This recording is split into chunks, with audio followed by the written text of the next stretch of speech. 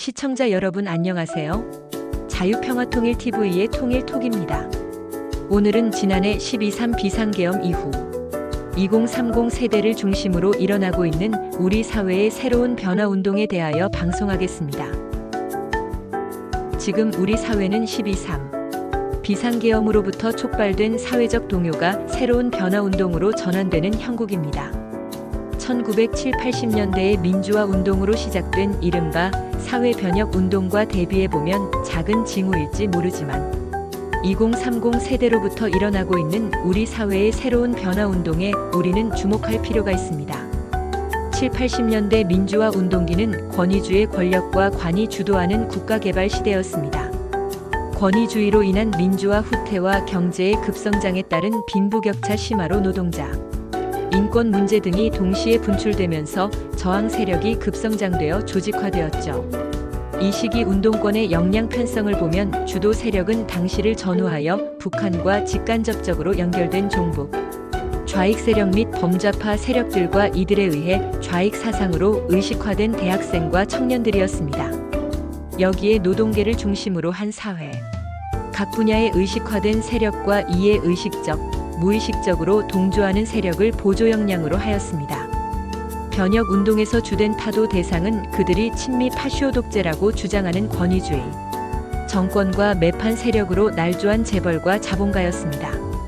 이를 위해 운동권 주도 세력은 우리 사회, 소외계층을 대상으로 민족 감정을 앞세운 반미 사상을 중심꼬리로 한 반정부, 반체제 통일전선 구축에 주력했습니다. 특히 순수 민주화 운동에까지 손을 뻗쳐 그 정체성을 혼탁시켰습니다. 따라서 아이러니하게도 6.25 남침에 참혹한 경험을 한 우리나라에서 한국형 진보 성향이라고 할 수 있는 종북 좌파 세력이 급성장하였고, 이들이 오늘날 보수대 진보의 팽팽한 정치 지형이 만들어지는데 크게 영향을 미쳤습니다.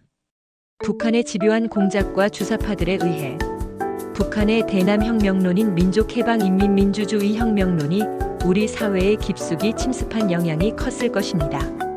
이들 주도 세력은 6.29 민주화 선언 등 우리 사회의 민주화 진척과 80년대 말부터 시작된 구소련의 개혁개방 및 해체, 동구권, 사회주의 국가들의 연쇄적인 붕괴 등으로 투쟁 명분과 동력이 약화되자 새로운 이론 모색과 수세적 전술로 전환하여 우리 사회 곳곳에 잠입해 진지 구축에 들어갔습니다.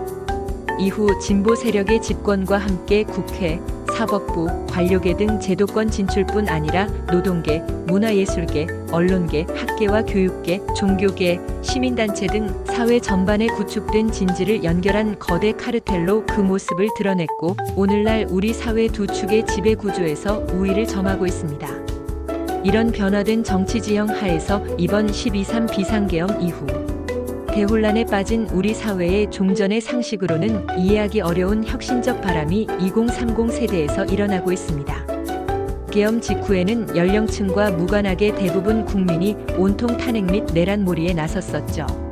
하지만 통상 젊은 층은 진보 성향, 진보, 좌파 정당 지지라는 기존 인식이 각종 여론조사에서 대통령 탄핵 반대, 정권 연장 등 우파를 지지하는 추세로 돌아서며 그 확산세도 적극적인 탄핵 반대, 집회 참석과 대학 내에서의 시국선언 등 전국으로 확장되고 있습니다. 7, 80년대 같았으면 청년 대학생들이 학원가를 중심으로 탄핵 인용과 정권 교체를 외치며 대중투쟁의 선봉에 섰을 것인데 전혀 다른 양상이 전개되고 있는 것이죠.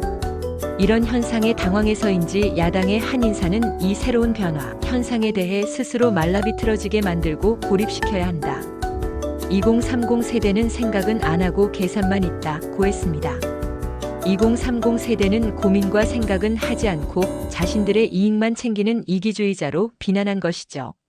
대학 교수인 이 인사의 의식 구조를 짐작해보면 오히려 자신이 자기 생각만 옳고 자신들 정파의 노선만 정의롭다는 극단적 에고이스트라고 할 수 있을 것입니다.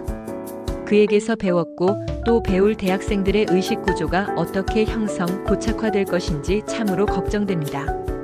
그럼 왜 우리 2030 세대들의 의식이 변화를 일으키고 있을까요? 크게 두 가지로 생각해 볼 수 있습니다. 첫 번째는 탄핵 심판과 내란 혐의 수사 과정에서 수적 우세와 여론을 등에 업은 야당의 편법, 탈법적 행태, 그리고 줄 탄핵, 줄 특검법 발의, 일방적 예산 삭감을 비롯해 행정부, 무력화 등의 의회 독재 행태에 대한 뒤늦은 자각일 수 있습니다. 두 번째는 더 실질적인 이유로 공정과 실리의 바탕을 둔 2030 세대의 자유로운 의식구조라고 볼 수 있습니다. 지금의 2030 세대는 그간의 우리 사회 지배, 구조상 우위에 있는 진보좌파 세력의 행태에 대한 평가를 내리고 있는 것은 아닐까요? 겉으로는 절대선, 절대정의를 앞세우며 이면적으로는 각종 불공정과 탈법, 표리부동한 진보좌파 세력의 행태 등에 대한 지각이 일고 있는 것 같습니다. 우리 사회 지배 구조에서 헤게모니를 장악한 후 반미를 외치며 자녀들을 미국으로 유학 보내고 반일을 외치며 일제 샴푸를 사용하고 좌파적 이념을 주장하면서 주식, 부동산에 투자하고 아빠 찬스, 엄마 찬스, 내로남불 행태 등 각종 불법, 불공정, 비상식 행위로 우리 사회를 보편적 상식이 통하지 않는 슬픈 세상으로 만든 진보좌파의 가식적 실체를 2030 세대들이 깨닫고 있는 듯합니다. 미국의 패트릭 헨리 버지니아주 의원은 자유가 아니면 죽음을 달라고 했습니다. 이는 자유란 그저 주어지는 것이 아니라 값비싼 대가가 따름을 의미한 것이죠. 우리의 2030 세대들은 이런 귀중한 자유의 가치를 배움을 통해 삶의 현장에서 체득하고 향유하며 성장했습니다. 따라서 이들이 누구나 이해하는 보편적 상식이 통용되고 자유민주적 기본 질서의 강이 넘쳐 흐르는 자유롭고 공정한 우리 사회를 갈망하고 있다면 지나친 믿음일까요? 사랑하는 2030 세대 여러분, 지금 여러분이 선택해서 걷고 있는 그 길이 여러분이 더 오래 살아갈 우리 사회를 현재의 망국적 대립 정파 구도를 넘어 보다 정의롭고 공정한 사회로 자유민주적 기본 질서가 깊이 뿌리내린 희망의 나라로 만드는 제2민주화 운동의 시작이 되길 간절히 바라며 무한한 지지와 격려의 박수를 보냅니다. 지금까지 자유평화통일TV의 통일톡이었습니다. 감사합니다.